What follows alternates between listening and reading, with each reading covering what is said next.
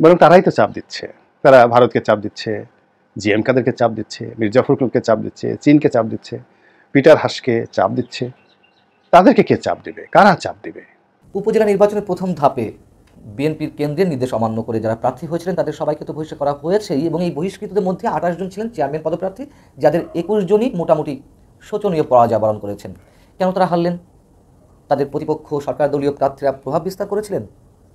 মোটামুটি যে 21 জন হেরেছেন সেখান থেকে এমন কোনো খবর পাওয়া যায়নি। বরং বাংলাদেশ সরকার আইএমএফের এক্সট্রা খাতির পাচ্ছে কিনা এই প্রশ্নটা আসতে পারে, এবং ধারণা বা এভাবে আমরা বলতেই পারি যে এক্সট্রা খাতির পাচ্ছে। আমরা যদি কম্পেয়ার করি অন্য দেশগুলোর সাথে, সারা পৃথিবীতে আইএমএফের কোনো হার্ড অ্যান্ড ফাস্ট রুল নাই, এটা চেকলিস্ট আছে, ফলো করেছে তাহলে হবে না। তাহলে আমরা বলতে পারি বাংলাদেশ সরকার এক ধরনের ফেভার পাচ্ছে। এই ফেভার পাওয়াটার ইম্প্যাক্ট কি? এতে লাভ হবে কিনা, কি লাভ হবে, কতটুকু লাভ হবে, নাকি বড় ক্ষতিও হতে পারে? আসসালামু আলাইকুম দর্শক, আজকের গুরুত্বপূর্ণ সংবাদে আপনাকে স্বাগতম। দর্শক, বাংলাদেশ সরকার দেশি বিদেশি চাপের মধ্যে রয়েছে, আর এটা নিজেদের মধ্যে থেকেই বের হয়েছে। প্রিয় দর্শক, কেমন চাপে রয়েছে বাংলাদেশ সরকার তা আজকের নিউজটি সম্পূর্ণ দেখলেই জানতে পারবেন। আর এই বিষয়টি নিয়ে আলোচনা করেছেন জনাব গোলাম মাওলা রনি। প্রিয় দর্শক, সেই সাথে আরও একটি খবর জানতে চলেছেন। এত চাপের মধ্যে থেকেও বাংলাদেশ সরকার একটা স্বস্তির সংবাদ পেয়েছে, আর সেটা হলো আইএমএফ এর এক্সট্রা খাতির। প্রিয় দর্শক, আইএমএফ কিন্তু রিজার্ভের যে ডলার থাকার কথা সেটাকে শিথিল করে দিয়েছে, অর্থাৎ বাংলাদেশে বর্তমানে 14 বিলিয়ন ডলারের একটু উপরে আছে, আর এটা তারা মেনে নিয়েছে। কারণ আইএমএফ এর শর্ত অনুযায়ী বাংলাদেশের রিজার্ভ থাকতে হবে 20 বিলিয়ন ডলার। প্রিয় দর্শক, সেখানে রয়েছে মাত্র 14 বিলিয়ন ডলার।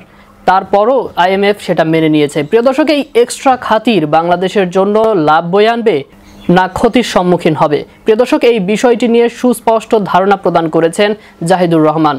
প্রিয় দর্শক, সেই সাথে আরও একটি ভিডিও দেখবেন, সেটি হলো উপজেলা নির্বাচনে যে বিএনপির নেতাকর্মীরা গিয়েছিলেন বা প্রার্থিতা নিয়েছিলেন তাদেরকে কিন্তু বিএনপি থেকে বহিষ্কার করা হয়েছে।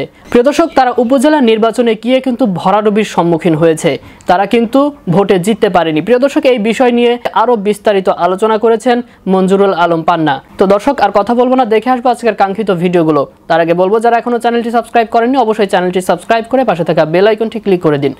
আর যারা ইতিমধ্যেই চ্যানেলটি সাবস্ক্রাইব করেছেন তাদেরকে অসংখ্য ধন্যবাদ। তো চলুন ভিডিওটিতে একটি লাইক দিয়ে আমরা দেখে আসি পর্যায়ক্রমে সবগুলো ভিডিও। একদিনেই হঠাৎ করে ডলারের বিপরীতে 7 টাকার মূল্য পতনে আমরা ওটা নিয়ে বেশি ব্যস্ত ছিলাম। স্বাভাবিকভাবেই ওটা খুব বড় খবর, কিন্তু এর মধ্যে আরেকটা খবর এসছে which is very important as well. আমরা অনেকে এদিকে তাকাইনি। খুব স্বাভাবিকভাবে যেটা হয়, অনেক বড় ডামাডোল যেটা নিয়ে হয়, আমাদের মনোযোগ সেদিকে থাকে। যে খবরটা দিকে আমরা কম তাকিয়েছি সেটা হলো আইএমএফ তার তৃতীয় কিস্তির যে ঋণ সেটা বাংলাদেশকে ছাড় করবে। শুধু ছাড় করবে কথাটা এইভাবে বলে কম বলা হয়। বাংলাদেশ তৃতীয় কিস্তিতে যে পরিমাণ ঋণ প্রাপ্তির কথা ছিল, ঋণ পাচ্ছে তার প্রায় দ্বিগুণ পরিমাণ টাকা ছাড়া হচ্ছে। এটা হলো এক। দুই হচ্ছে শর্তের শিথিলতাও এনেছে। বিশেষ করে সরকারের জন্য সবচেয়ে বিপজ্জনক যে শর্তটা ছিল সেটাও ছাড় দেওয়া হয়েছে, সেটা হচ্ছে রিজার্ভ। আমি আসবো ডিটেইলে। যেমন গ্রসলি বলি, রিজার্ভ যত থাকার কথা সেটা হয় নাই, আমাদের ট্যাক্স জিডিপি রেশিও যেটা হওয়ার কথা ছিল সেটা হয় নাই, খেলাপি ঋণের কোনো সুরাহা হয় নাই, কিন্তু তৃতীয় কিস্তি দিল এবং প্রায় দ্বিগুণ টাকা দিয়ে দিল। মানে দেওয়ার কথা ছিল 68 কোটি ডলার, দেয়া হয়েছে 1.5 বিলিয়ন ডলার, মানে দ্বিগুণের বেশি আসলে হয়ে গেছে। আর যেটা হওয়ার কথা ছিল জুন নাগাদ রিজার্ভ থাকার কথা ছিল 20.10 বিলিয়ন ডলার, সেটা 14.76 বিলিয়ন ডলারে লক্ষ্যমাত্রা নামিয়ে এনেছে। এই মুহূর্তে বাংলাদেশের লক্ষ্যমাত্রা 14 বিলিয়ন ডলারের সামান্য, লক্ষ্যমাত্রা না, রিজার্ভ আছে 14 বিলিয়ন ডলারের সামান্য বেশি, এটাকে জাস্ট 0.7 বাড়াতে হবে। মানে রিজার্ভ নিয়ে আপনি 25 বিলিয়ন ডলার, 20 বিলিয়ন ডলার, 100 কথা শুনবেন, এগুলো সব ফালতু কথা। আমাদের এটা নিয়ে ভিডিও করেছি কয়েকদিন আগেই। সরকার একটা গ্রস রিজার্ভ এটা বলে, এটা না, তারপরে 20-21 বলে একটা, সেটাও না। আসলে আপনার নেট রিজার্ভ আসলে এই মুহূর্তে আছে 14.07, মানে 14 সামান্য বেশি। জুন নাগাদ আইএমএফ বলছিল এটা 20 বিলিয়ন ডলার রাখতে হবে, কিন্তু এখানে 6 বিলিয়ন ডলারের ছাড় দেওয়া হলো। তার মানে আপনি 14.70, এবং টেকনিক্যালি আইএমএফও মেনে নিয়েছে বাংলাদেশ তার 3 মাসের যে লিস্ট আমদানির খরচ সেই রিজার্ভ না রাখলেও চলবে। লক্ষ্যমাত্রা প্রায় পূর্ণ হয়েই আছে বলা যায়। যদি কিছুটা ছাড়ও দেয় জুন নাগাদ সেটা দেখিয়ে দেবে, এটা টেকনিক্যালি সম্ভব। আপনি তখন একটু আটকে রাখবেন সব পেমেন্ট, জুন পার হয়ে যাওয়ার পর দেখাবে না তো, তারপর আপনি অন্য কিছু করুন। সব বিরাট ছাড় আসলে বলবো। ওই যে বললাম, আমি আপনাদের মনে আছে নিশ্চয়ই যে বাংলাদেশ এখন ইম্পোর্টকে অনেক নিরুৎসাহিত করার পরও 5.5 বিলিয়ন ডলারের ইম্পোর্টের আমাদের বিল হয় প্রতি মাসে। তাহলে 3 মাসে 16.5 বিলিয়ন ডলার হওয়ার কথা। আইএমএফ 15 বিলিয়ন, মানে অনেকটা কম হিসেবেই ছাড়টা দিয়ে দিয়েছিল, সব ছাড় সরকারের প্রতি। সো বাংলাদেশ সরকার আইএমএফের এক্সট্রা খাতির পাচ্ছে কিনা এই প্রশ্নটা আসতে পারে, এবং ধারণা বা এভাবে আমরা বলতেই পারি যে এক্সট্রা খাতির পাচ্ছে। আমরা যদি কম্পেয়ার করি অন্য দেশগুলোর সাথে, সারা পৃথিবীতে আইএমএফের কোনো হার্ড অ্যান্ড ফাস্ট রুল নাই, এটা চেকলিস্ট আছে, ফলো করেছে তাহলে হবে না। তাহলে আমরা বলতে পারি বাংলাদেশ সরকার এক ধরনের ফেভার পাচ্ছে। আচ্ছা, এই ফেভার পাওয়াটার ইম্প্যাক্ট কি, এতে লাভ হবে কিনা, কি লাভ হবে, কতটুকু লাভ হবে, নাকি বড় ক্ষতিও হতে পারে। আমরা খেয়াল করবো এর মধ্যে আইএমএফকে খুশি করার জন্য কতগুলো স্টেপ নিয়েছে সরকার, যেমন বিদ্যুৎ এবং অন্য জ্বালানি, যেমন তরল জ্বালানি যেগুলো আমাদের আছে সেগুলোর মূল্য খুব দ্রুত বাড়াচ্ছে সরকার, ভর্তুকি সরিয়ে ফেলছে ওখান থেকে, এরকম স্টেপ নিয়েছে। ডলারের ক্ষেত্রে যে স্টেপটা নিল এটা মূলত আইএমএফের কারণেই এবং আইএমএফ থাকাকালীন অবস্থায় নেওয়া হয়েছে। এবং আরেকটা স্টেপ নেওয়া হয়েছে, সুদের হার পুরোপুরি বাজারের উপরে ছেড়ে দেওয়া হয়েছে। এটারও ইম্প্যাক্ট কী হতে পারে আলাদা ভিডিও ডিজার্ভ করে বলবো। সো এসব পদক্ষেপ নিয়ে সার্বিকভাবে মূল্যস্ফীতির উপর একটা বিরাট প্রভাব পড়ার সম্ভাবনা সামনে আছে। তাই যদি হয়ে থাকে আইএমএফের কারণে সরকার খুব ঝুঁকি তৈরি করছে, অর্থনীতিতে মূল্যস্ফীতি আরও বেড়ে যাবে এরকম একটা প্রবাবিলিটি। কেউ কেউ বলবেন যে সুদের হার তো বাড়াচ্ছে, এটা মূল্যস্ফীতি কমানোর কথা না, এর মধ্যেও কিছু কিন্তু আছে, আমি যখন ডিটেল ভিডিও করবো তখন সেটা নিয়ে কথা বলবো। যাই হোক, পরিস্থিতি কিন্তু এখন এমন দিকে যাচ্ছে যে মানুষের জনজীবন মানে ক্ষতিগ্রস্ত হচ্ছে। খুবই গুরুত্বপূর্ণ দুটো বক্তব্য। আওয়ামী লীগের সাধারণ সম্পাদক ওবায়দুল কাদের বলেছেন যে সরকার বিদেশি চাপ অনুভব করছে কাজ করতে গিয়ে। আমাদের এই কথা শুনে খুবই আমি ব্যক্তিগতভাবে আশ্চর্য হয়েছি, খুব মনে কষ্ট পেয়েছি। এই সুখ স্বপ্নের মধ্যে চাপ আসবে কেন? কে তাদেরকে চাপ দিবে? বরং তারাই তো চাপ দিচ্ছে।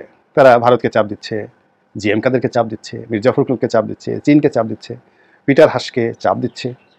তাদেরকে কে চাপ দিবে? কারা চাপ দিবে? এটা হলো একটা প্রশ্ন।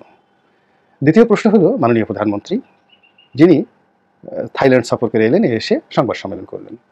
সেখানে এসে তিনি খুব সরল একটা প্রশ্ন করেছেন, ভালো মানুষের মতো একটা প্রশ্ন করেছেন, দরদ দিয়ে একটা প্রশ্ন করেছেন। তো সেই দরদটা হলো যে আমাকে উৎখাত করতে যারা চায় তারা আমার পরিবর্তে কাকে বসাতে চায়। এখন প্রশ্ন হলো দুটো, বাংলাদেশে কার এত ক্ষমতা আছে বঙ্গবন্ধু কন্যাকে উৎখাত করতে পারে? দেশি যারা আছে, উৎখাত করা তো দূরের কথা, গণভবন বঙ্গভবনের দিকে মন্দ নজর দিয়ে, বদ নজর দিয়ে তাকাবে এরকম দুঃসাহস বাংলাদেশে কার আছে?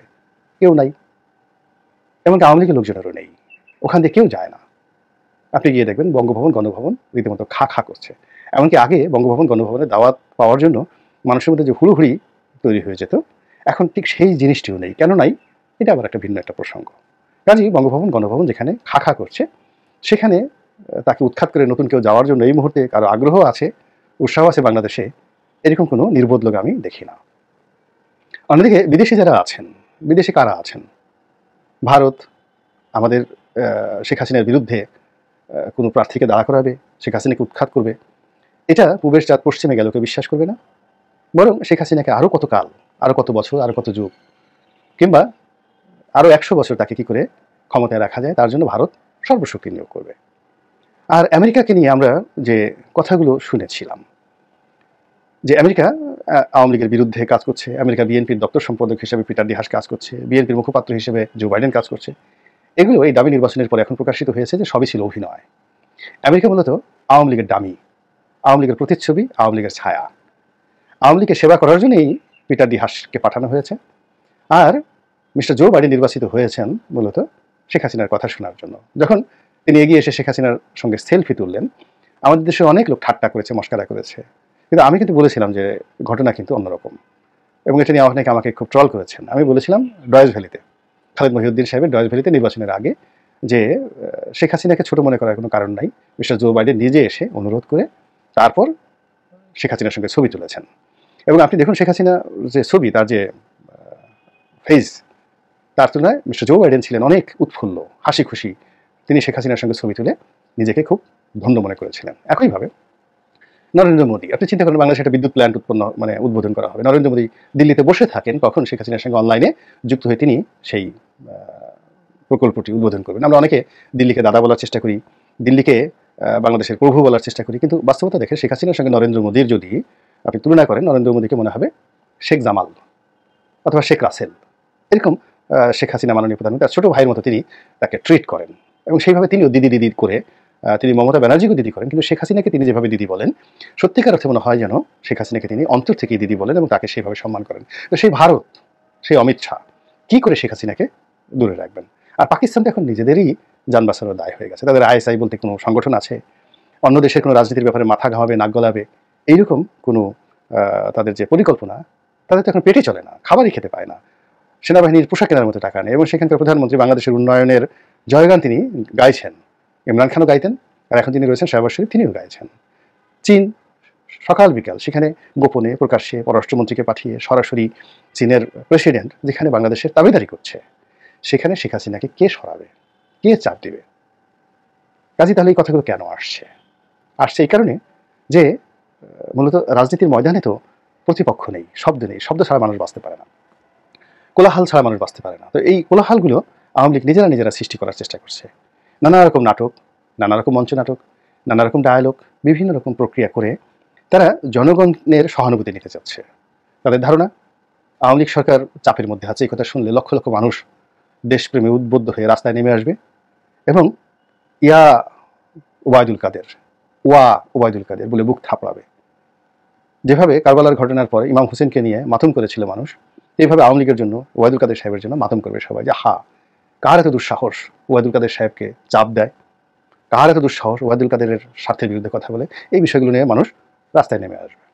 আবার প্রধানমন্ত্রী যে কথাটি বলেছেন যে তাকে উৎখাত করতে চায়, এই জন্য জনগণ রাস্তায় নেমে আসবে। জাতির জনকের কন্যা, বাংলাদেশের কল্যাণের জন্য যিনি এত কিছু করেছেন, জীবনটা শেষ করে দিয়েছেন, 80 বছর বয়সের একটা শরীর নিয়ে তিনি এখনো দুনিয়া ছুটে বেড়াচ্ছেন। এত নেতিবাচক কথাবার্তার পরেও তিনি বাংলাদেশকে সামনে এগিয়ে নেওয়ার জন্য এত চেষ্টা করছেন। যেখানে এস আলম থেকে শুরু করে বহু গ্রুপ বাংলাদেশের সর্বনাশ করার জন্য চেষ্টা করছেন, সেখানে এই ঠগী গ্রুপ, লুটেরা বাটপারদের বিরুদ্ধে তিনি রীতিমতো জিহাদ ঘোষণা করে বাংলাদেশ ব্যাংকের রিজার্ভ, বাংলাদেশ মানুষের সোনা দানা, বাংলাদেশের মানুষের স্বার্থ তিনি সংরক্ষণ করার জন্য সারাক্ষণ জেগে থাকেন, খুব অল্প সময় ঘুমান, ওবায়দুল কাদের বলেছেন। তো তাকে ক্ষমতা থেকে উচ্ছেদ করার জন্য কারা চেষ্টা করেছে, তাদের পিঠের চামড়া তুলে ফেলা হবে। উপজেলা নির্বাচনের প্রথম ধাপে বিএনপির কেন্দ্রের নির্দেশ অমান্য করে যারা প্রার্থী হয়েছিলেন তাদের সবাইকে তো বহিষ্কার করা হয়েছেই, এবং এই বহিষ্কৃতদের মধ্যে 28 জন ছিলেন চেয়ারম্যান পদপ্রার্থী, যাদের 21 জনই মোটামুটি শোচনীয় পরাজয় বরণ করেছেন। কেন তারা হারলেন? তাদের প্রতিপক্ষ সরকার দলীয় প্রার্থীরা প্রভাব বিস্তার করেছিলেন।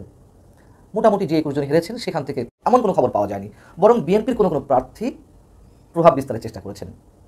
তাহলে কেন হারলেন? এলাকায় তাদের জনপ্রিয়তা কম? নিশ্চয়ই না, বরং তাদের জনপ্রিয়তা এতটাই বেশি যে কেন্দ্রের নির্দেশ অমান্য করে প্রচণ্ড আত্মবিশ্বাস থেকে তারা প্রতিদ্বন্দ্বিতা করেছিলেন এই নির্বাচনে। তাহলে কেন হারলেন? কেন যে হারলেন তার কয়েকটি উদাহরণ আপনাদের সামনে দিতে চাই, তাহলে বোঝা যাবে যে আসলে কেন হেরেছেন, এবং এর মধ্য দিয়ে এটুকুও বোঝা যাবে দলের কেন্দ্রের নির্দেশ স্থানীয় পর্যায়ে কতটা প্রভাব বিস্তার করেছে, তৃণমূলের নেতাকর্মীরা এখনও পর্যন্ত কেন্দ্রের প্রতি কতটা আস্থাশীল বা দলীয় হাইকমান্ডের প্রতি কতটা তাদের বিশ্বাস, আস্থা অটুট কিংবা নড়বড়ে, এবং একই সঙ্গে বিএনপি যে দিনে দিনে দুর্বল হচ্ছে এমন মন্তব্য যে আওয়ামী লীগের সাধারণ সম্পাদক ওবায়দুল কাদের করেছিলেন, তার সত্যতা অসত্যতারও কিছুটা প্রমাণ পাওয়া যাবে। যেমন ধরুন, কুড়িগ্রাম জেলার রৌমারী উপজেলার বর্তমান চেয়ারম্যান মোহাম্মদ ইমরান আলী বিপুল ভোটে পরাজিত হয়েছেন। তিনি কিন্তু ওই উপজেলার সহসভাপতি। একই উপজেলায় ভাইস চেয়ারম্যান পদে বিএনপির আরও 2 নেতা প্রতিদ্বন্দ্বিতা করেছিলেন, তারাও হেরেছেন। সুনামগঞ্জের দিরাই এবং সাল্লা উপজেলায় চেয়ারম্যান পদে এই 2 উপজেলায় আওয়ামী লীগের চেয়ারম্যান পদপ্রার্থী ছিল 7 জন, অর্থাৎ এক উপজেলায় একাধিক করে প্রার্থী। আর এই 2 উপজেলায় বিএনপির বহিষ্কৃত নেতাদের 1 জন করে প্রতিদ্বন্দ্বিতা করেছেন। তাহলে এখানে কি কাজ করেছে? স্বাভাবিকভাবে একাধিক প্রার্থী কোনো দলের থাকলে সেখানে তো ভোট ভাগাভাগি হয়ে যায়, মাঝখান থেকে অন্য কোনো দলের বা স্বতন্ত্র প্রার্থীর বেরিয়ে আসাটা সহজ হওয়ার কথা, কিন্তু তা হয়নি। ধরুন উল্টোটাই হয়েছে আসলে। ধরুন সাল্লা আওয়ামী লীগের, সাল্লা উপজেলায় আওয়ামী লীগের যিনি প্রার্থী ছিলেন অবনী মোহন দাস, আর তার প্রতিদ্বন্দ্বী প্রার্থী বিএনপির গণেশচন্দ্র সরকার। বরং এই গণেশচন্দ্র সরকারই কিন্তু প্রভাব বিস্তারের চেষ্টা করেছেন। তার সমর্থকরা জাল ভোট দেওয়ার চেষ্টা করছিলেন, যাতে করে রিটার্নিং কর্মকর্তার কাছে আওয়ামী লীগ দলীয় সমর্থকরা তারা অভিযোগ করেছে এক পর্যায়ে তাদের 2 জনের সমর্থকদের মধ্যে প্রচণ্ড সংঘর্ষের কারণে ওই উপজেলায় কোনো ভোট কেন্দ্রে আধা ঘন্টার জন্য ভোট গ্রহণ স্থগিত হচ্ছিল। দর্শক, আমি আশা করছি আজকের কাঙ্ক্ষিত ভিডিওগুলো আপনি খুব মনোযোগ দিয়ে দেখেছেন। আর এই ভিডিও সম্পর্কিত যদি কোনো তথ্য বা মতামত থাকে তাহলে অবশ্যই কমেন্ট করে জানাবেন। আজকের মতো নিউজটি ছিল এটুকুই, ফিরছে আগামী ভিডিওতে নতুন কোনো টপিক নিয়ে। আল্লাহ হাফেজ।